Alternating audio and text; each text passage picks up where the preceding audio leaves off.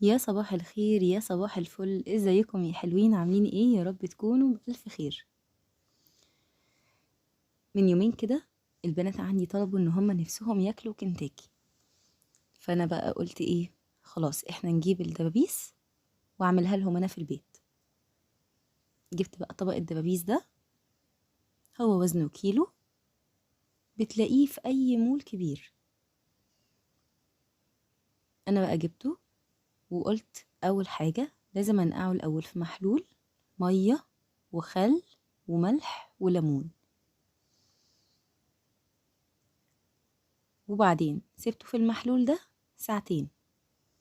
الليمون بقى والملح يخرجوا منه أي ريحة زفارة مش مستحبة، وطبعا الخل برضو بيساعد على إن الأنسجة واللحوم أو الفراخ عامة تستوي معاكي بسهولة. فأنا جبت كده ليمونتين كبار وعصرتهم في المية، وحطيت عليها معلقتين كبار من الملح، عندك بقى ملح خشن ملح ناعم اللي موجود عندك، ومعلقتين كبار من الخل بس، وحطيتها بقى في الطبق ده وغطيته وسبته بتاع ساعتين زمن كده لحد ما ايه جهزت شوية حاجات تانية ورايا، وبعدين رجعت له تاني. تقليبة بقى حلوة كده في المحلول ده للفراخ بتاعتي، وهسيبها. تقدري بقى تعملي الكنتاكي او الوصفات اللي هي الفرايد دي بالدبابيس بالصدور، بس الصدور بتبقى ناشفة شوية، بالوراك، بالأجنحة اللي متوفرة عندك.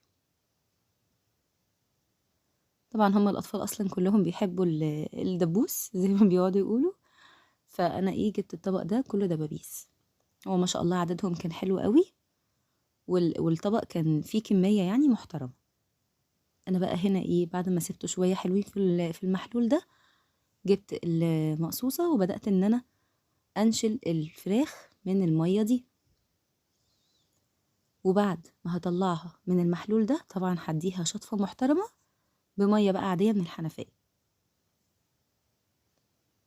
خلاص كده انتي تضمني ان الحاجة بتاعتك نظيفة وريحتها حلوة، ما فيهاش اي زفارة ولا فيها اي حاجة مش لطيفة.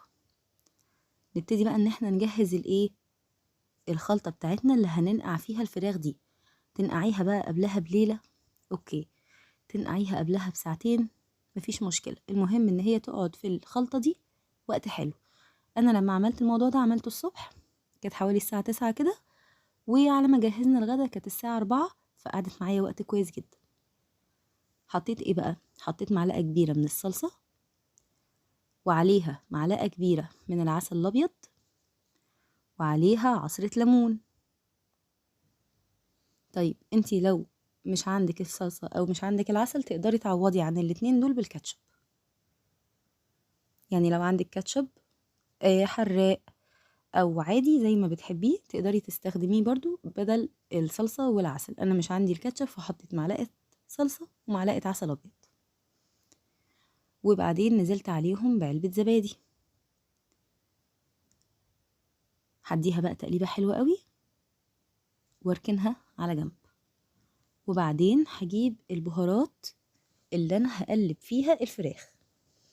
اول حاجة معلقة كبيرة بابريكا، معلقة كبيرة ملح، معلقة صغيرة فلفل اسود، معلقة صغيرة من بهارات الفراخ، معلقة صغيرة من الكمون، ولو عندك جوز الطيب او حبهان مطحون هتحطي منها وهتديها برضو تيست حلو قوي.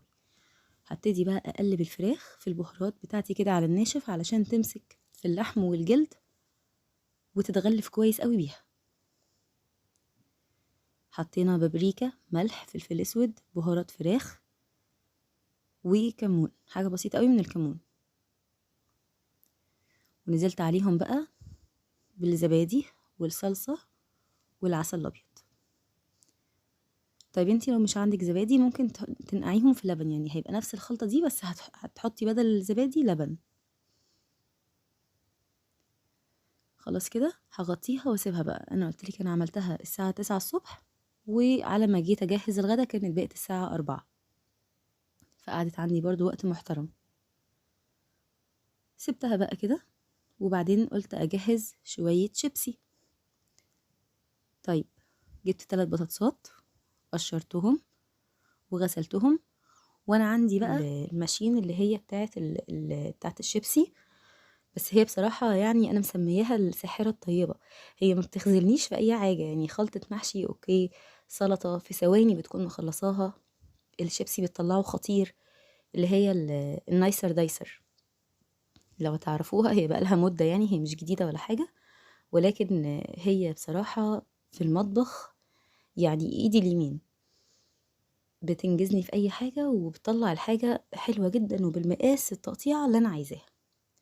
فانا هنا غسلت البطاطس، وانا بصراحة مش بعرف يعني افرق بين بطاطس التحمير وبطاطس التانية، يعني هو اللي بلاقيه بجيبه. بس هي الحمد لله يعني ولا مرة بتطلع معايا طرية او وحشة، الحمد لله كل مرة بتبقى حلوة. هي دي بقى النايسر دايسر، جبتها حطيت فيها السلاح بتاع الشيبسي.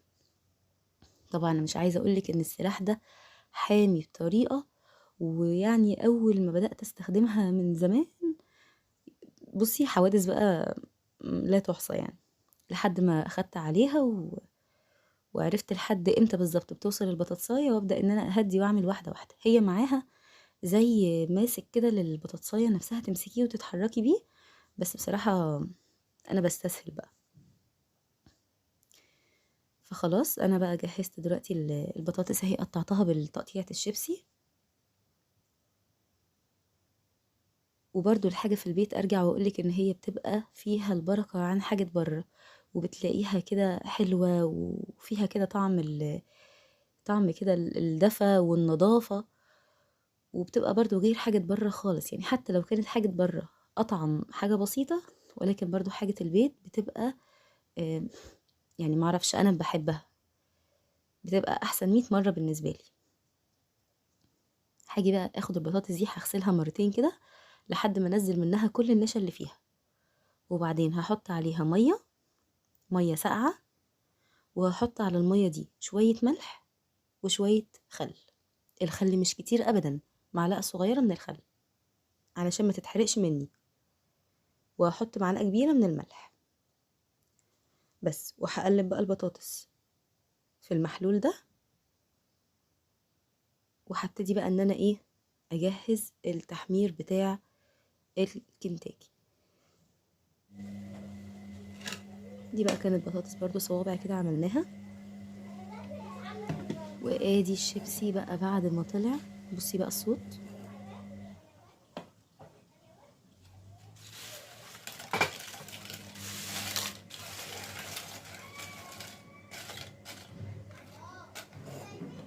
مقرمش والله زي الجاهز بالظبط واحلى كمان، وتاكلي منه ما تزهقيش.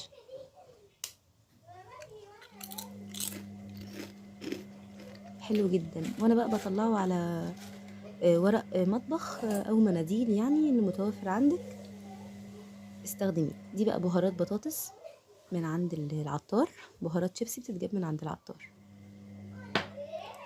رشه بقى كده بسيطه، ومش هحط بقى يعني كتير لان انا اصلا حاطه في المحلول بتاع الشيبسي اول ما قطعناه. بصي اصلا يعني عملوا كميه حلوه جدا.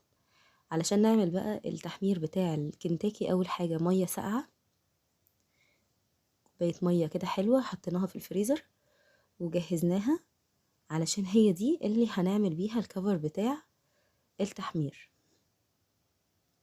طبعا دقيق هتبله بشويه ملح، وعليهم شويه بابريكا وشويه بهارات فراخ وشويه فلفل اسود.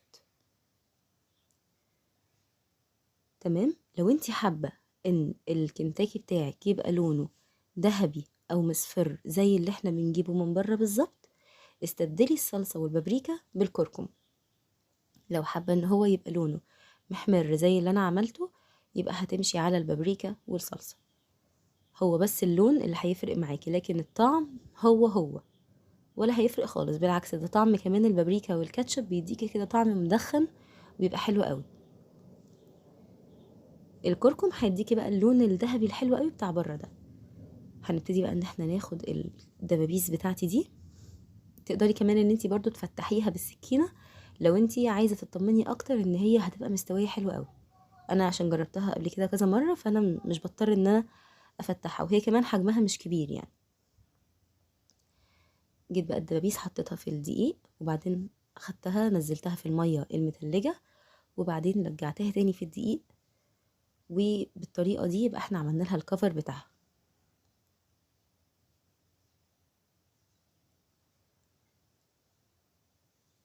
هننزلها في الميه ونرجعها تاني في الدقيق، ونتكه بقى عليها كويس قوي. ولو انتي عندك شويه وقت لسه زياده، يعني لو انتي متبلاها من بالليل وبادئه تشتغلي من اول اليوم، ممكن كمان تدخليها التلاجة بعد ما تعملي الخطوه دي، وتسيبيها شويه في التلاجة علشان الكفر بتاعها يمسك كويس قوي فيها. انا اشتغلت على طول زيت عميق. اول ما سخن معايا كويس قوي، نزلت في الدبابيس وغطيتها، ووطيت عليها النار، ووطيت عليها النار. بصي بقى كده من جوه، بصي مستوية جدا، وكانت والله طعمها في منتهى الجمال. وطي عليها النار واديها بقى 10 دقايق على الجنب ده و10 دقايق على الجنب التاني. وانتي بقى كده بنظرك لما تلاقيها قعدت بتاع مثلا تلت ساعة كده على النار، خلاص هي كده استوت، ومش هتستنى اكتر من كده علشان ما تتحرقش. وتطمني هتبقى مستوية وهتبقى جميلة. ودي كانت غدوتنا النهاردة. لو عجبتك الوصفة حطي لايك واشتركي في القناة، وقولوا لي رأيك في الكومنتات. حاسة ان تعليقاتكم الحلوة، وحاسة ان رأيكم على وصفة النهاردة. ولحد هنا يكون خلص الفيديو، وهقولك سلام.